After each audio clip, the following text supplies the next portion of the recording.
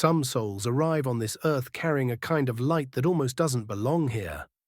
Robin Williams was one of them. He made the world erupt in laughter, yet carried a depth of feeling so powerful and so fragile that most people would have collapsed under it. Edgar Cayce never gave a reading on Robin Williams. The timeline simply never crossed. But Cayce did describe a rare and extraordinary soul pattern, one that mirrors Robin's life with haunting accuracy.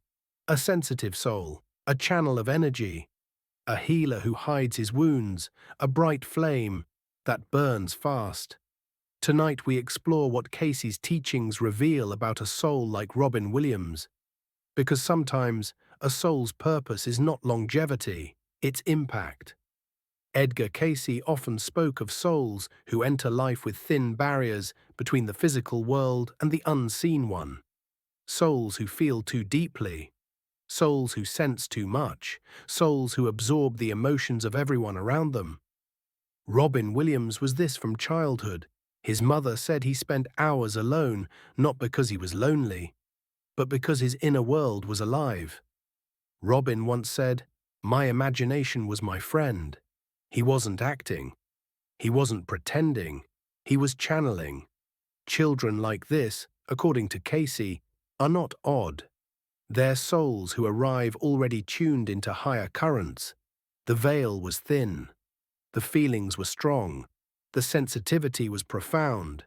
This is the wounded healer archetype before it even takes form. If you're already feeling the meaning behind this story, consider subscribing to Mystic Podcast Cruise. It helps this work reach those who need comfort, wisdom, and a little more light. Cayce spoke extensively about creative channels, souls who draw inspiration from realms beyond ordinary thought. He described them as open conduits for emotional and spiritual energy. Robin Williams was exactly this. His improvisation was not comedic skill. It was energetic transmission. People who witnessed him live said it felt like he tapped into a river of ideas that came from somewhere else.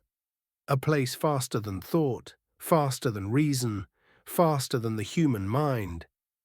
Cayce wrote, "Where there is great creativity, there is attunement to the infinite." That was Robin. His mind opened and something poured through. This is why his comedy healed. It wasn't just funny. It was medicinal. It lifted sadness. It raised vibration. It gave people oxygen when they felt they couldn't breathe. This is the signature of a healer artist's soul.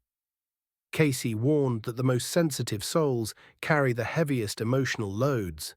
They feel others' pain as if it were their own.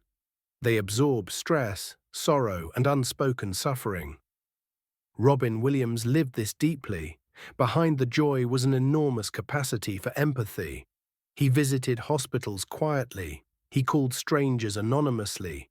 He comforted anyone who crossed his path. But he also struggled. Depression, exhaustion, the pressure to be on, the fear of disappointing people, the weight of carrying so much light in a world so often dark. Cayce said, "The sensitive soul is easily wounded, for it feels the sorrows of many as its own." Robin didn't just make people laugh, he rescued them. And that kind of soul often has nowhere to place his own pain. Robin had something few adults ever keep. A childlike spirit. He played, he imagined, he transformed into characters as effortlessly as breathing. Cayce taught that the inner child is not psychological. It's spiritual memory. A soul remembering joy. A soul remembering curiosity. A soul remembering a freer, purer realm. Robin lived from that place. This is why children loved him, not because he performed for them, but because he understood them. Souls like his carry the vibration of innocence restored. And that is rare. We cannot claim Robin had specific past lives. But Cayce's description of certain soul patterns aligns with Robin's gifts in striking ways.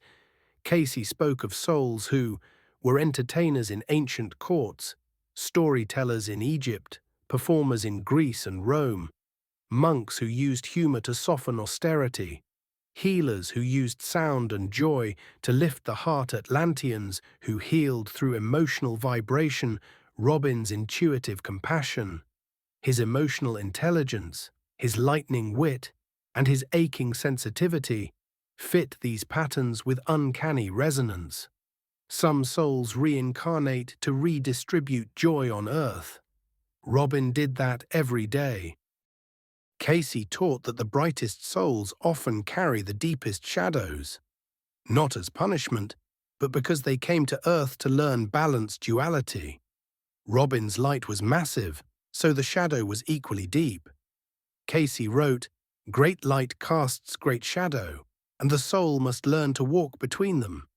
Robin's struggles do not diminish his brilliance, they reveal his humanity, his vulnerability, his courage. The world saw the comedy. Few saw the cost. One of the most profound teachings Edgar Cayce ever gave was about service. He said, "The soul grows not by what it receives, but by what it gives."